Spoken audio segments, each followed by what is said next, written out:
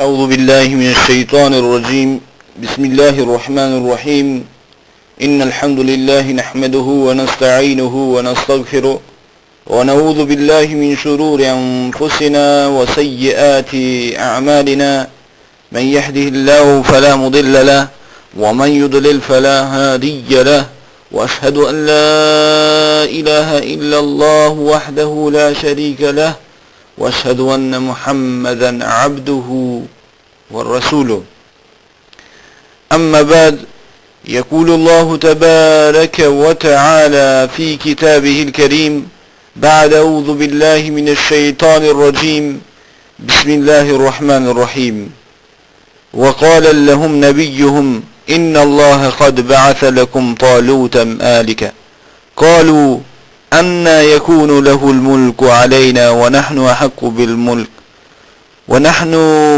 أحق بالملك منه ولم يؤت سعة من المال قال إن الله اصطفاه عليكم وزاده بسطة في العلم والجسم والله يؤتي ملكه من يشاء والله واسع عليم.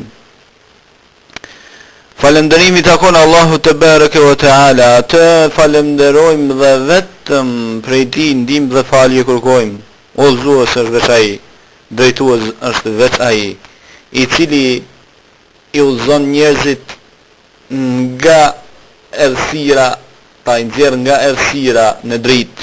Drita e Allahut, nurun ala nur.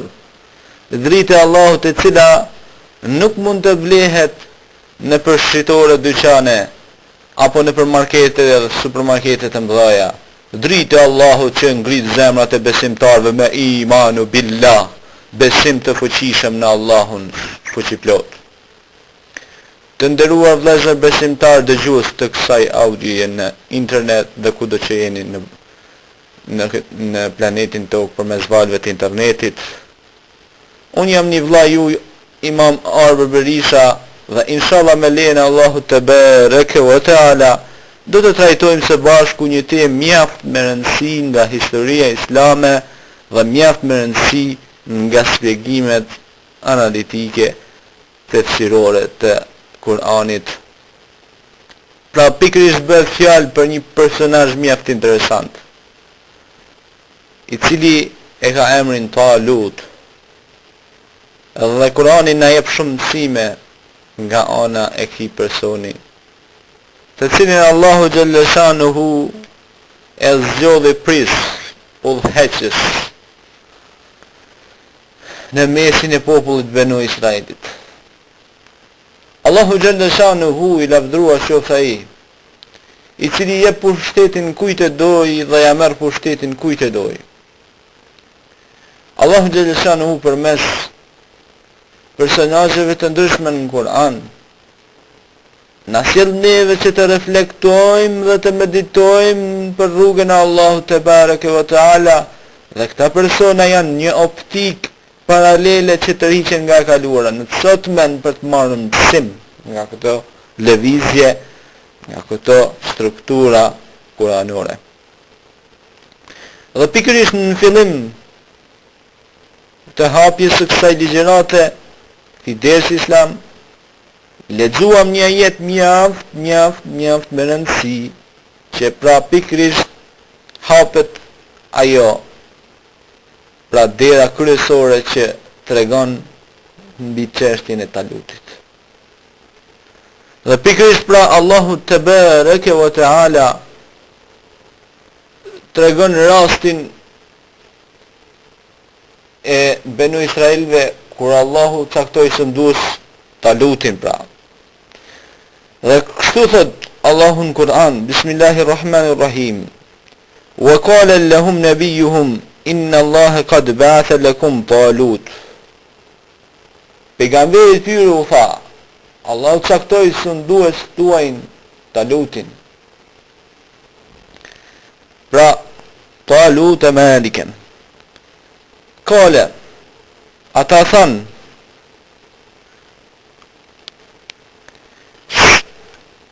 si mund të jetë pra një sëndus ai, ku ne kemi shumë merit se ai përshëndim madje ai edhe nuk është i pasur. Qalu anna yakunu lahu al-mulk alayna wa nahnu ahaqqu bil-mulk minhum wa lam yu'ta sa'atan min al-mal.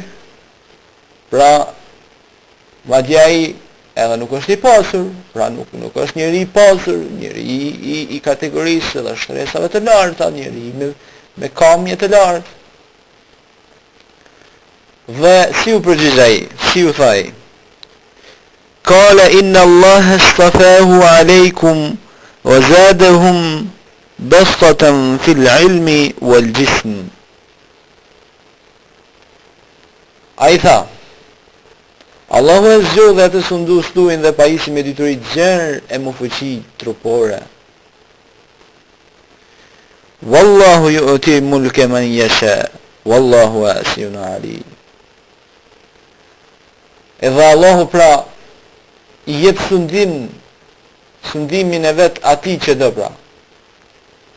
E Allahu është dhurues i madh, vëjdishëm. Edhe ngjarja vazhdon, o vëllezër të nderuar besimtar, dhe tregohet pikërisht pa për arkën, të cilën pra sekinetun, arkën pra të cilën Allahu pra i mundsoi Talutit që thua sjell arkën të cilën e bartnin me laqet, përmes kësaj arke të gjenin qetësi besimtarët. Mirë po, Taluti kur doli në qytet u tha atyre se Allah do që sprovoj me një lume, ai që pi prej atij nuk është me mua. E kush nuk e shijon atë, ai është me mua.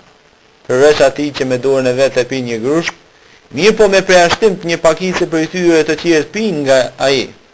E kur ai Taluti atë se bashku me të dhe ata që ishin besimtarë thanë, ne sot nuk kemi fuqi kundër Xhalutit dhe ushtrisë së tij, po ata që ishin të bindur se do ta takonin Allahun thanë, sa grupe të vogla me dëshirën e Allahut kanë triumfuar ndaj grupeve të mëdha, e Allahu është me durimtarët. E kur i dulen përballë Xhalutit, pra një sundimtari që udhëheqte ushtrinë e pabesimtarëve dhe të pabesimit, thanë, o Zoti ynë, na dhuro durim, na i përfitso kombet tona dhe na ndihmo kundër pabesimtarëve. Pra, këta u lutën që ky grupi vogël, pra, dhe cilët u bindën urdhave të udhëheqësit të tyre, ju lutën Allahu te bareke ve teala që t'u afërsoj këmbët e tyre dhe t'i forcoj ata.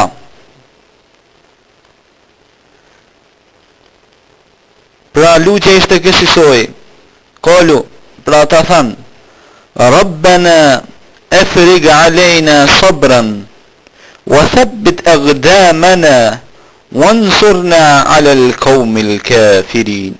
Subhanallah. Pra ata u drejtuan, Rabbana, o Zoti ynë, pra o Allah, krijuesi kësaj gjithësie, afrigh alejna, na forco, pra na dhuro durim, afrigh alejna sabran, na jep durim forcë, wa thabbit aqdamana, dhe na i forco këmbët tona, wansurna ala al-qawmi al-kafirin, dhe na ndihmo kundër pabesimtarëve. Dhe Allahu pa pikë dyshimi ndihmoi besimtarët, edhe pabesimtarët dështuan dhe humbën. Humbje madhe për pabesuesit. Humbje si të sot pabesimtarët jetojnë një jetë merruese dhe humsi madh është ai i cili nuk ndjek rrugën e Allahut te bareke ve teala. Humsi madh ai i cili nuk bën sabër të madh dhe është pe besim drejtve. Sepse pikërisht pra dhe pejgamberi sallallahu alaihi wasallam në lidhje me durimin, sabrin ka thënë, as-sabru diya'an. Sabri pra durimi është shpëtim. Kurse Ibn Qayyim al-Jauzi e quan sabrin kal rrace apo kështill e pamposhtër. Dhe mendimin e Allahut i thyen ata.